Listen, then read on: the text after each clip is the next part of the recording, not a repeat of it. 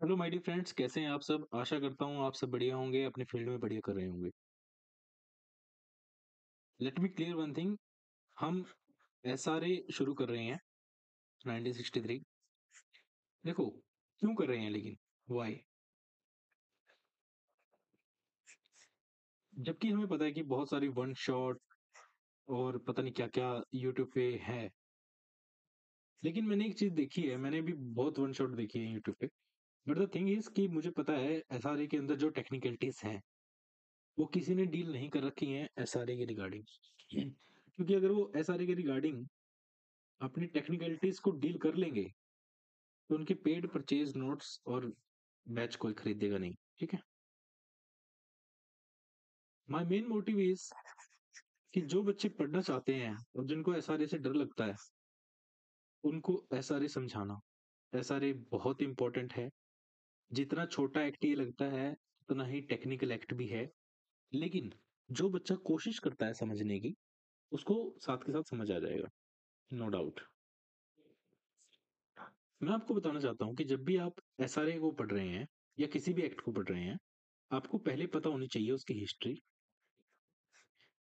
Number one. Number two, क्या वो act exhaustive है? नंबर थ्री, क्या वो प्रोस्पेक्टिव है? क्या वो रेट्रोस्पेक्टिव है? इन टर्म्स को हम डिस्कस करेंगे, टेंशन मत लेना। कभी सोचो कि इतनी भारी भारी शब्द पता नहीं क्या क्या बोल दिया। और अगर उसके अंदर कोई अमेंडमेंट है तो वो क्यों है, वाई, और वो हुई कब, व्हेन। ठीक है। और अगर वो अमेंडमेंट है तो क्या वो रेट्रोस्पेक्टिव है या प्रोस्पेक्टिव है? ठीक है, समझ रहे हो? इससे अलग फिफ्थ पॉइंट, क्या ये एक्ट प्रोसीजरल है या फिर ये एक्ट सब्सटेंटिव एक्ट है? सब्सटेंटिव एक्ट है। ठीक है। अगर हम इन चीजों को देखते हैं तो हमें पता चलेगा कि हम किस चीज के बारे में बात कर रहे हैं। ठीक है। तो आओ देखो,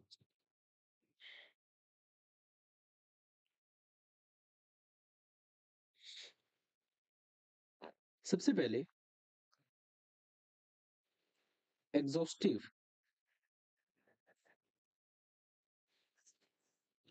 एग्जॉस्टिव हम किसे कहते हैं? जो अपने आप में कंप्लीट हो।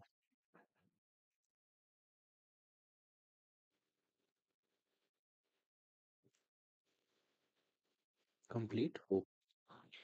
जैसे फॉर एग्जांपल, ये एसआरए का बेयर एक्ट है। ठीक। स्पेसिफिक रिलीफ एक्ट का बेयर एक्ट है। इसके अंदर मैंने एक वर्ड, मुझे डेफिनेशन चाहिए थी, मैंने देखा डेफिनेशन क्लॉज, मुझे मिल गया, वेल एंड ओके। मुझे कोई प्रोविजन देखना था, उसके बारे में प्रोसीजर चाहिए था, मिल गया, वेल एंड ओके। मुझे किसी और एक्ट की जरूरत नहीं पड़ी। अगर कोई एक्ट अपने आप में सफिशिएंट है, उसको किसी और एक्ट की जरूरत नहीं पड़ती, तो हम उसको कह देते हैं कि वो एग्जॉस्टिव है। ठीक है।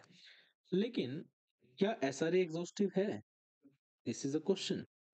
ये प्रीलिम्स और मेंस बोथ, दोनों जगह का क्वेश्चन है। इसको मैं आपको ऐसे समझाऊंगा, देखो। ए है, वो कॉन्ट्रैक्ट करता है बी के साथ। आपको पता है कि अगर ए ने ब्रीच किया, ब्रीच मतलब अपने कॉन्ट्रैक्ट से मुकर गया, जवाब दे दिया, कैंसिल कर दिया, ऐसा कुछ ब्रीच कर देता है अगर, तो क्या ऑप्शन होंगे बी के पास? अगर हम सिर्फ कॉन्ट्रैक्ट एक्ट की बात करें तो उसके पास ऑप्शन है कि वो कॉम्पनसेशन क्लेम कर सकता है। क्या कर सकता है? कंपनसेशन ले सकता है जो उसको लॉस हुआ है उसके लिए। ठीक है, for non performance of the contract के लिए वो कॉम्पनसेशन ले सकता है। अगर एसआरए की बात करें, सॉरी, कॉन्ट्रैक्ट की बात करें, अगर बात करें एसआरए की, उसके अंदर क्या रिलीफ मिलेंगे बी को? बी स्पेसिफिक परफॉर्मेंस मांग सकता है, कॉन्ट्रैक्ट को रिसेशन करवा सकता है, कॉन्ट्रैक्ट का, कॉन्ट्रैक्ट को कैंसिलेशन करवा सकता है, डेक्लेरेटरी डेक्लेरेशन ले सकता है, कोई इंजंक्शन ले सकता है। ठीक है। लेकिन अभी एसआरए ने क्या कहा कि भाई मैं तो अपने आप में कंप्लीट हूँ, मुझे तो किसी चीज की जरूरत नहीं है। लेकिन अगर इसको किसी को स्पेसिफिक परफॉर्मेंस देनी है तो ये पहले ये तो देखेगा क्या इनके बीच में कॉन्ट्रैक्ट हुआ था, क्या इनके बीच में कोई कॉन्ट्रैक्ट हुआ था। और कॉन्ट्रैक्ट हुआ था या नहीं हुआ था वो तो सेक्शन 10 बताता है। किसका? इंडियन कॉन्ट्रैक्ट एक्ट का। तो ये भाग के आएगा इसके पास, अरे भैया मुझे बताना इन्होंने ए और बी के बीच में कॉन्ट्रैक्ट हुआ था कि नहीं हुआ था। अब इसको इसकी जरूरत पड़ी तो क्या ये एग्जॉस्टिव है? बताइए आप। नहीं, specific relief act is not a exhaustive. ठीक है, specific relief act exhaustive act नहीं है।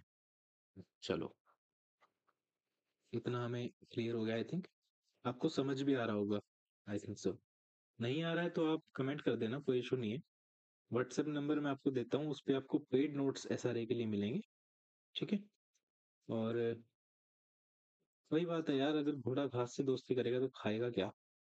फ्री में भी दे दूंगा, पर वही बात है, लालच थोड़ा थोड़ा। अब देखो, किस चीज की बात कर रहे हैं हम? हाँ, पर्सपेक्टिव या रेट्रोस्पेक्टिव। देखो, सपोज दिस इज 2018, जब एसआरए में अमेंडमेंट हुई। आज क्या चल रहा है? 2025। ये बीच में आया 2021 भी आया, 20 भी आया, 24 भी आया, 22 भी आया, ठीक है, सब आए।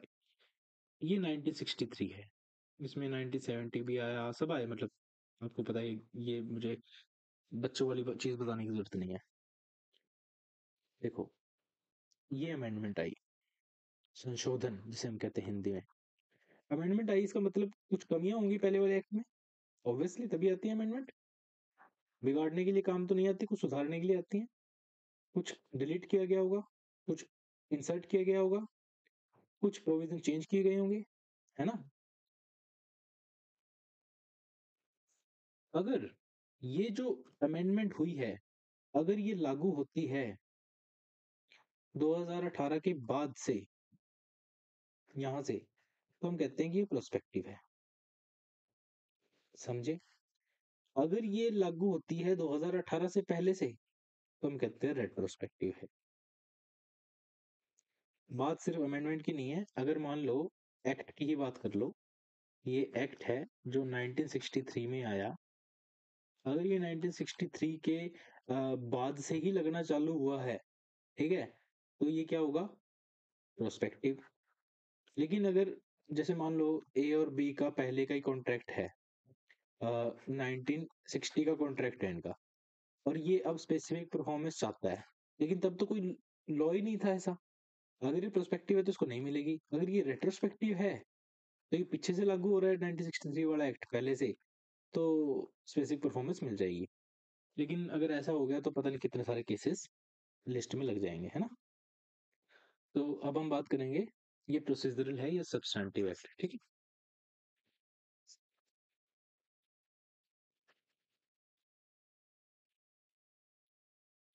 मैं ये सपोज करके चल रहा हूँ कि आपको कॉन्ट्रैक्ट थोड़ा बहुत ज्यादा नहीं, मैं डिटेल की बात नहीं कर रहा, इतना पता होगा कि कॉन्ट्रैक्ट की कौन पार्टीज होती हैं, कॉन्ट्रैक्ट क्या होता है, एग्रीमेंट क्या होता है, क्या एग्रीमेंट एनफोर्सेबल होता है उसको हम कॉन्ट्रैक्ट कह सकते हैं, ठीक है, ये सब चीजें आपको पता ही होंगी। और अगर नहीं पता है तो भाई वो भी कमेंट करके बता देना, मैं उसके लिए भी कुछ ना कुछ जुगाड़ कर दूंगा, ठीक है? देखो, अगर बात करें सब्सटैंटिव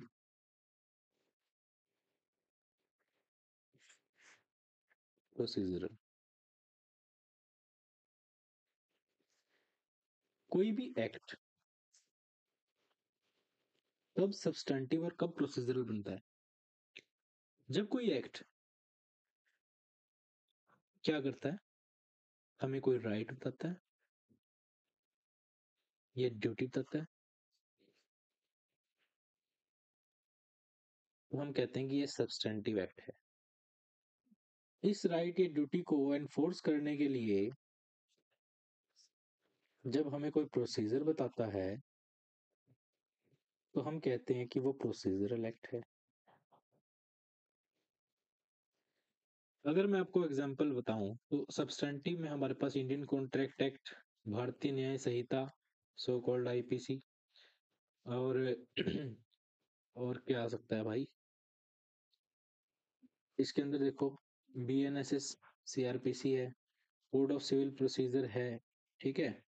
ये जो एक्ट्स हैं हमारे, जो प्रोसीजर बताते हैं वो है प्रोसीजरल एक्ट। जो हमें प्रोसीजर नहीं बताते, हमारे कोई राइट्स और ड्यूटीज को सर्टेन करते हैं, वो हमारे सब्सटेंटिव राइट्स या एक्ट्स। ठीक है, तो इतना आपको समझ में आया। अब क्वेश्चन ये है कि एसआरए क्या है? क्या एसआरए प्रोसीजरल है या क्या एसआरए सब्सटेंटिव है? ठीक है, इसको डिस्कस करते हैं। देखो, तो एसआरए क्या है ये बताना है। क्या ये प्रोसीजरल है या फिर सब्सटेंटिव है? तो देखो, जनरली जो सेक्शन 6 है ना, इसका सेक्शन 6 है, इसका डिटेल में पढ़ेंगे, अभी सिर्फ समझना है आपने क्या है। ये जो सेक्शन है ये प्रोसीजरल भी है प्लस सब्सटेंटिव भी है। कितनी अजीब बात है ना। मैं क्यों कह रहा हूँ कि ये छोटा एक्ट है पर टेक्निकल है, इसलिए क्योंकि किसी एक्ट की बात हो रही है, आप पर्टिकुलर सेक्शन पे ले आए। तो ये जो पर्टिकुलर सेक्शन है ये प्रोसीजरल भी है और सेक्शन ये सब्सटेंटिव भी है। तो हम कह सकते हैं कि इसके अंदर क्या है, एक ब्लेंड है। ब्लेंड मतलब मिक्सचर है इसका, प्रोसीजरल एंड सब्सटेंटिव का। ठीक है, समझ आई? ब्लेंड है ये कि प्रोसीजरल और सब्सटेंटिव का। तो यही आपका आंसर है।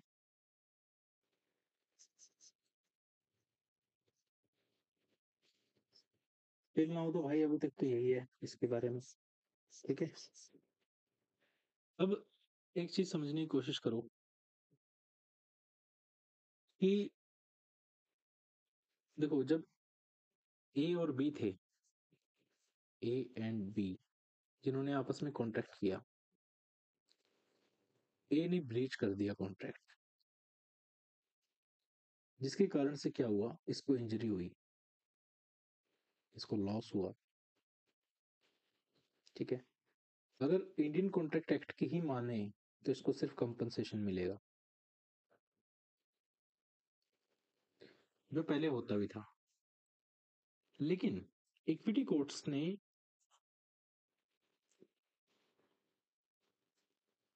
आकर ये इक्विटी बेसिस पे सोचना शुरू किया।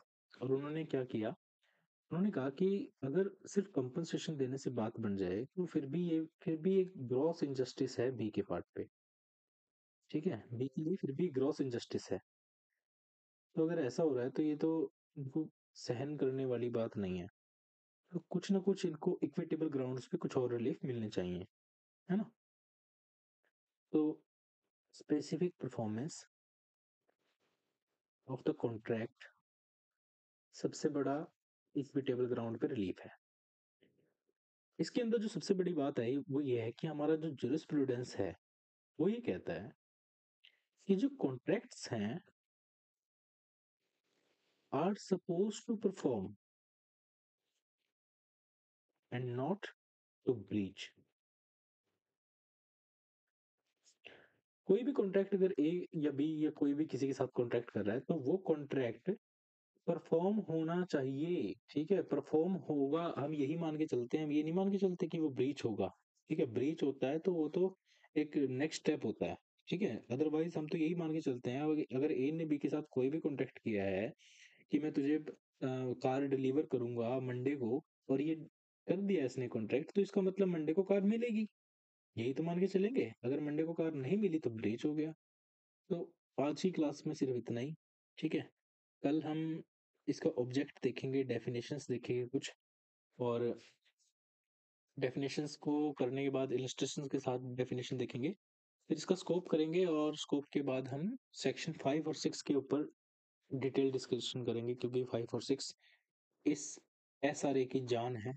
ठीक है, तो थैंक यू गाइस। अगर वीडियो अच्छा लगा तो लाइक शेयर सब्सक्राइब करें। हाँ, लेकिन एक बात और, अगर पेड नोट्स चाहिए आपको, पहले ही चाहिए, मान लो लेक्चर से पहले, या आप खुद ही प्रिपेयर करना चाहते हैं, लेक्चर्स नहीं देखना चाहते, 7988487813 इसके ऊपर आप व्हाट्सएप करें, कॉल ना करें। ठीक है, थैंक यू।